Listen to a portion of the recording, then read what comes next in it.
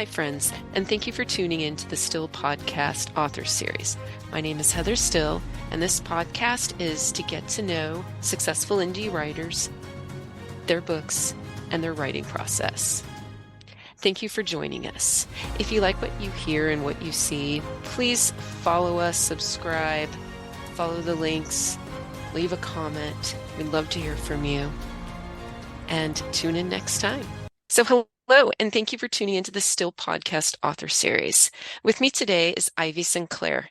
Thank you so much for joining the show today, Ivy. Yeah, thanks for having me. So since I don't trust you to actually talk about all your books that you've published because you're way too humble, I'm just going to quickly do a quick rundown and feel free to correct me. But so you've published 46 books. And a lot of them have been paranormal series, including the Shifter series, Gray Elf Grizzlies, and the Urban Dweller series. Now, really quick question. Are they both mainly bear shifters? They are a variety. So the Gray Elf Okay. Grizzlies are bear shifters. In the Urban Dweller series, the three male leads in the three books are different kinds. Oh, okay. So I started with the Gray Elf Grizzlies and I read that one and I was so thrilled that they were novellas and they're very episodic. So it's Yes, like your favorite TV show. So yes. you just, I can't wait to read more. The intention with that particular, when I wrote that, it was supposed to be in a serial format. And Yes. and the Kindle Unlimited, the KU, is perfect for that, I think. When I wrote that, as well as the earlier iteration of the Protector series, it was Okay. in like 2014, 2015. So Kindle Vella, that did not exist yet. There were a lot of authors who were experimenting with serial fiction, more of that Okay. binging, short content. And so I purposely and intentionally was writing more in a serial format at that time. Well, I've never read anything like it before, so I love it. What a great idea. You also mentioned your Protector series, which is the Angels and Demons series. Angels and demons and gods and goddesses and mythical lore in the little universe that I created there. Yes. Oh, fun. And then you also, I know you have a vampire series and though I can't remember what the vampire series was called. Sorry. I only have one book in that Okay. so far, so that's The Red The King. Red King. Okay, got Yes. it. And then you also write contemporary romance, and I love that that's so different from the paranormal ones. And you have a Christmas book coming out. I do. Yes, the Snowflake That's Promise is going to come out before Christmas. So trying my hand at writing a contemporary romance, Christmas romance, more like a Hallmark movie in a book. parents used to watch all those Hallmark Christmas movies. It used to drive me crazy. And now I can't wait. And when my aunt comes, my dad and my aunt and I are going to sit and watch all the Hallmark movies. They're popular for a reason. They are, and what Netflix and Hulu, I mean, they're all doing their own Mhm. variations of the Hallmark movies now just because everybody loves them. And you can't really get enough of them. Excellent. Can you tell me a little bit about the main characters or any little Tidbits. So tidbits? Thank you. in my contemporary romance books, I typically lean towards small town romance for whatever reason that appeals to me. So small town romance, Christmas time, very festive, right? There are lots of different traditions that they do in small towns. I can see the main street with the snow and the big tree in the main square. So leaning into that idea, having that small town feel to it. And then also introducing, a forced proximity situation. So Hmm. the main character, our heroine, Rachel, she's moving to town. Evergreen Hills is the name of the community. Nice. She is from the big city, doesn't really understand the whole concept of, snowstorms come in, then there's hazardous driving situations. And so she has an incident with her car where she ends up stuck in a snowbank on a rural road as she was, going to town. So she is rescued by Ethan Harper, who is the male character, the male lead, and Ethan is a widower. So he lost his wife a couple of years ago, has not really ventured out or anything like that. He's just kind of closed himself off from his community and from the idea of love. So of course he can't let Rachel go, because she's not going to make it into town. She doesn't have snow tires on her car. So he invites her back to his house to stay there to wait out the storm. And that's the beginning of the story. I can't wait to read it.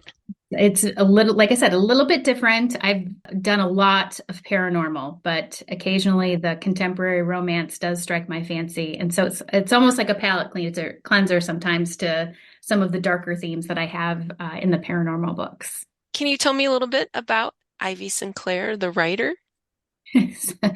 Yes, I started writing and publishing in 2011, but like many people who write these days, many authors, I started writing when I was quite young. I've always been a big fan of Stephen King, and I remember being 12 years old and reading some of his books, and then for some reason being like, oh, yeah, I can do this.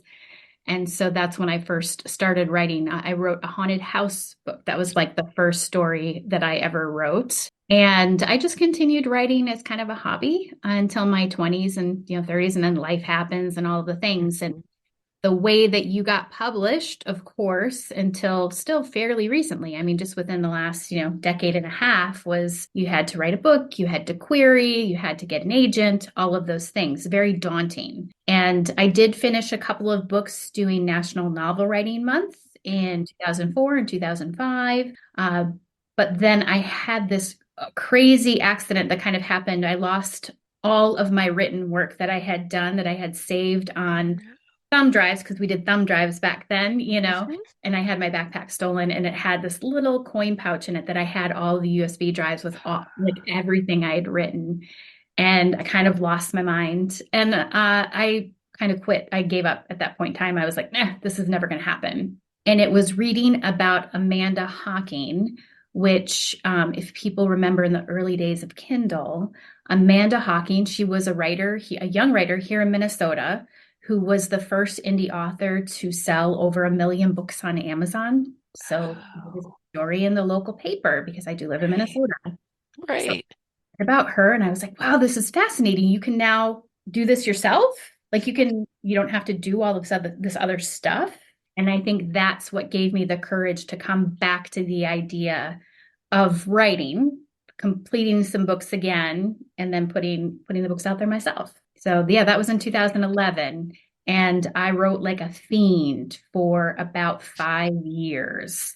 So the majority of my content, with the exception of 2 titles, I published between 2011 and 2016. And actually I have another pen name. So what you see for Ivy SInclair, I have more under another pen name. So Okay. I have 2 different pen names. So yes, I went quiet because life happened from 2016 to mid 2022. And that's when I came back to write. Okay. Yay. That was That a was a really long time to be gone, too. It was. And I think if you listen to some things, like I listen to podcasts. I listen to a lot of different podcasts on writing, on the author business, and listening to Becca Syme, she has Hmm. the Quick Cast, and talking about writer's block and how, depending on what strengths you have, sometimes relator is my number one. When you have external relationships that are really kind of messy and not great, which was my life for a while, that can really impact your ability to do this and be creative and all of those things. So I that was spot on for me. Okay. That's a good point. I can see how we can only do so much and how you have to set our joys aside and, get to the realities of life. Yes, I was in survival mode for many years. So coming back out of that, refinding the joy in writing again and being able to do that has been really exciting and cool. I just remember being so excited when we first sat down that morning before the conference really started and just learning about, all that you do and all that you've been through. And right, just getting back to the joy of writing. It's like a long lost friend. It is. It is. Can be quite comforting and cathartic. Hmm. Yeah. So now you mentioned your other pen name. Is that where the zombie stories are? Haunted house, zombies. I have when I was going through my Twilight phase, I have like a young adults vampire fiction over there. Like, so of course, when you're considering pen names and you're looking at, content and marketing and all those things, you really want to try and stay in one lane from a branding perspective. That's the smart thing to do. I've always been a little bit gone off on my own little journey and path on that. But that's why I decided to focus more on romance and the different subgenres of romance. That is when I started the Ivy SInclair pen name to keep Okay. kind of my paranormal, more horror type, fiction separate from my romance. And also, I still do have a day job, and the romance things I prefer to keep those a little bit more secretive, if you will, from colleagues who ask about my writing. I can give them my other pen Okay. name and not have to worry about it. I can see how that would really help. Yes, yes. So Okay. So, with all your books, this might be a hard question, but can you tell me about a favorite character you've written? sometimes it's like picking your favorite child, you think, Hmm. because there are so many characters. But I do have to say, so Riley Stone in my Protector series, I had such a clear vision of him when I started having the idea for this series. Well, and as I mentioned, it's a trilogy now, so three Okay. full-length books. Hmm. But the origin of those books, it was actually an 11-part serial, about 20 to 25,000 words each. So 11 parts, and I wrote it over like a 6 or 7 month period. And then after I released all of them, I decided, and this is something you can do as an indie author, I decided that I wanted to have them in a different format. So I brought them together into 3 books into the trilogy. But Riley Stone has always been a character that for whatever reason, I had this idea. He's, this tall, dark-haired, mysterious, morally gray character who has just had a lot of trauma in his life, and then seeing the evolution of his character to, be able to be redeemed. I mean, his story, if you look at the names of the books, it's Ascend, Atone, those are all reflective of Riley's journey over the series. I mean, Paige Matthews, the female heroine, she's quite badass as well. I do like her an awful lot as well. I think they pair well together. But Riley was really the core of that story, that entire trip for me. I love the strong character arcs where they start in, one place and they have a lot of learning to do by the end. Right. And And they go down some bad paths. They make some bad yes. decisions. They always do. But you see the redemption arc across that, those 3 books is really cool. Great. And I know when I asked about a book to recommend, you said the same thing. It's like, ooh, it's like trying to choose. How do I do? But yeah, I was really happy with the series I started with, so it all works out. That's great. Well, that the beauty of having all of these titles is I do feel like depending on someone's preferred, what they like to read, I might have. There's a good chance I have something that they would like to read. Is there anything else you'd like to cover about your books before we move on to Vegas I takeaways? No, I think for me, when I think about my journey, my books, the writing craft, all of the things that I've learned, if nothing else, it's been that this is a great thing to be able to experiment. I am definitely a person that I am a perfectionist, and writing sometimes gets quite messy. And there are some things that, of course, looking back with all of these books, like there's different places where I think, oh, might have done something different there. Covers is one thing that I've changed. The Gray Elf Grizzly series and the Urban Dweller series. Those covers have all been the same, but all of my other books, I've probably swapped the covers out at least 2 or 3 times. You can always go back. You have the ability to always go back, and you can update, refresh, fix something that you don't like. Like that's the beauty of what we do. And so I would say, if anything, like I said, the Protector series used to be the Protect Her series. Oh, So I brought that when I brought that all together and I rebranded it, did things like that. You can always play around, and you have that ability and freedom to do that. And I've definitely done that. But that's part of the fun and the creative element of being an indie author. Right. And then my aunt asked me what is an indie author? And it's short for independent author, right? Right. Yeah, Okay. it is. I'm like, Uh, I'm just new to that term, but I a lot of people will interchange indie author with self-published author. I mean, I oftentimes use those interchangeably, but I think because there used to be this stigma, because back when you only had the route of traditional publishing in order to get your book really widely known, there was the vanity presses, right? And could publish a book as a self-publisher. And so I think sometimes we want to say indie, we use indie author instead of self-published author just because of a potentially negative stigma that we feel, there could have been in the past.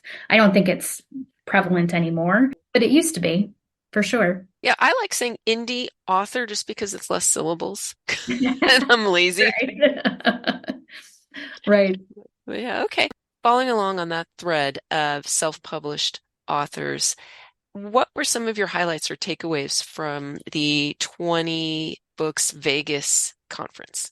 Just like last year. So this was my second year going to Okay, Vegas for the nice. conference. I walked away feeling very excited, but also very overwhelmed because there is so much content. It is delivered in a very short period of time.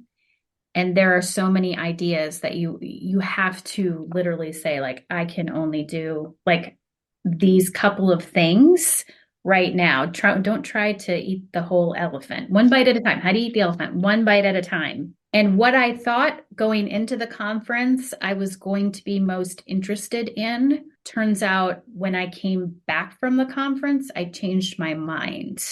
And Okay. so, direct selling was the big theme, I think, of the conference this year. There were a ton of sessions talking about how to sell direct, be it Kickstarter, subscriptions, the Shopify thing, like all of these different things that you could do. And my original intention was to look into that. Coming out of the conference and then going back and revisiting some sessions that I didn't have an opportunity to see because you can only go physically to so many sessions while you're there. I started wandering into the AI space and how AI can be a co-pilot, for the writing process, which by the way, it wasn't like the first time I'd ever heard that. I listened to, a lot of authors who are exploring that, but actually watching some of the sessions, I decided to take a spin at going on ChatGPT and experimenting in a more intentional way than I have. Like I tried it in the past. I was like, I don't get this. This is too hard. I can't focus on this right now, but actually doing it more intentionally, exploring more content. And it was utilizing those tools that put me in a place to even think that I could release a Christmas romance, honestly. I mean, I had nothing until 2 weeks ago. And so I was always a pulp speed writer, by the way. If anybody was to, I had an article that was published in several places back in 2016 about how I wrote 28,000 words in 2 days or something. It was an article, something like that. So I've always been a very fast writer. This is just, it continues to change the game for being able to write content, create content quickly. Gosh, so many things. So first off, I remember when I first met you, you were talking about how you wanted to move into direct sales. And it was Yes. so funny how we had a panel of 5 authors and Word four authors. of them said, "Oh, I Yes. want to work on direct sales." And the Yes. other person said, I think they said, "Oh, I want to work on subscriptions." And someone says, "Oh, that's direct sales." I thought that was just like, "Oh, that's what Ivy wants to work on." Yes. Yes. That's right. I thought that was really interesting. And then you also mentioned that you use dictation. Yes. So I used to be straight fingers on the keyboard into Word. I didn't use, and I still don't use fancy tools, at least for the writing process. I put everything in Word. So that's where I start. And doing it that way and utilizing writing sprints, I could do probably about 2,500 to 3,000 words an hour. Rough draft. I mean, this is first draft writing. It's fast. We're talking quality or quantity over quality for Hmm. sure. So I could write, I got pretty good and it's pretty speedy. Once you throw the internal editor out the window and Hmm. just right, you can go. I started incorporating plotting because I used to be a complete pantser. There is benefits to doing some plotting, even if it is on, and I would just create on, I love sticky notes. I love sticky notes, big fan. So I would write here, my scene, and then I would write like 3 bullets, and then that would be my, and I'd create 3 act structure like that. So it's not the old traditional college outlining kind of thing. I didn't do that, but having some idea of plot was helpful too. That could help me go fast. But then the last year that I was writing at this kind of pulp speed, I came across dictation, used Dragon at the time. And when I started doing that, I started having word counts of 10,000 words an hour. Oh, Just craziness. And so I did this. And because I could do that, once I realized I could do that, I did this crazy challenge to myself. Nobody else asked me to do this or wanted me to do this. I did this to myself. It was February 1st. And I said, you know what? Everybody loves Netflix and like binge content, like how we binge content, but they would release content like a week after each other, first episode, second. So I'm like, you know what? I'm going to release 3 books in March. And it was like March 2nd, 9th, and 16th, like a week apart. And this is February 1st. And I had nothing at that point in time. I had no books. I had no story. I had nothing. That is what became the Urban Dweller series. And I did do it where I released 3 full-length books. They're 65,000 words. wow. Those 3 weeks of March. And I started on February 1st. And it was the only way I was able to do that was with dictation. It's one of the craziest things I've ever done in my writing journey. And I don't think I will ever repeat that, by the way, but I did it. I did it once. And wow, that's really impressive. Once is funny. No Yes. generative AI back then. Nope. That was just Right. dictation. Was the game changer there. Wow, that's amazing. I'm trying to play with dictation. I need to keep looking. I got an app for dictation, but unfortunately, I haven't figured out how to move my recorded voice and turn it into text. So I'm not quite, I think I got the wrong app. If you can figure out how to send the audio file to yourself or how to get the audio file onto your computer. Now, I heard this. I haven't done this. I haven't tried this. Okay. But I've heard you can upload that to Chat GPT. It'll transcribe it for you, Okay. which I never thought of. Right. I was like, wow, that and it's going to do a first pass edit too, right? Because you can tell it to clean up, and do some proofing on it. Because that was my problem with dictation was it was always very messy. So for every hour that I was spending dictating, it's great. I'd spend 2 hours cleaning it up. Oh no. Yeah. So figure 6 hours to rough draft, to a full, fairly comprehensive rough draft. And I did all the numbers on this. So, I'd analyze where I was spending my time. So 6 hours on that, but then I was spending 12 cleaning it up. Yeah. I bet you haven't used the Chat GPT yet. No, I haven't tried it yet. I'm Okay. excited to do so. Yes. Technology. It's amazing. It is amazing.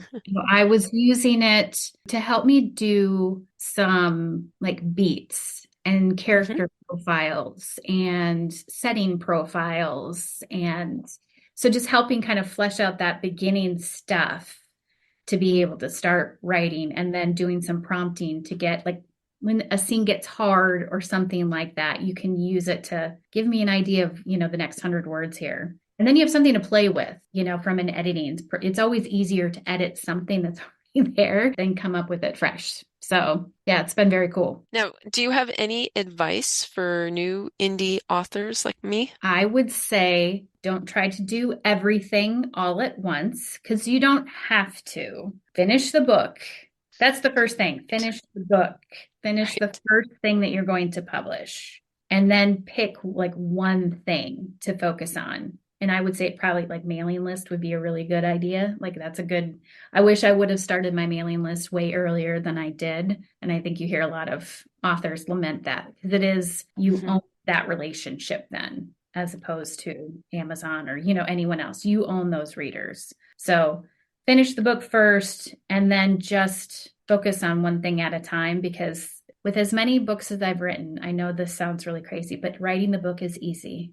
It's the easier part. switching then to the business aspect of an author business can feel very complex and very unwieldy and overwhelming very quickly. So being able to have that space and that grace because you've already finished the book and now you're ready to pivot and focus, and then you can pick your one thing that you want to get really good at and just keep going and building from there. Okay, awesome. Thank you.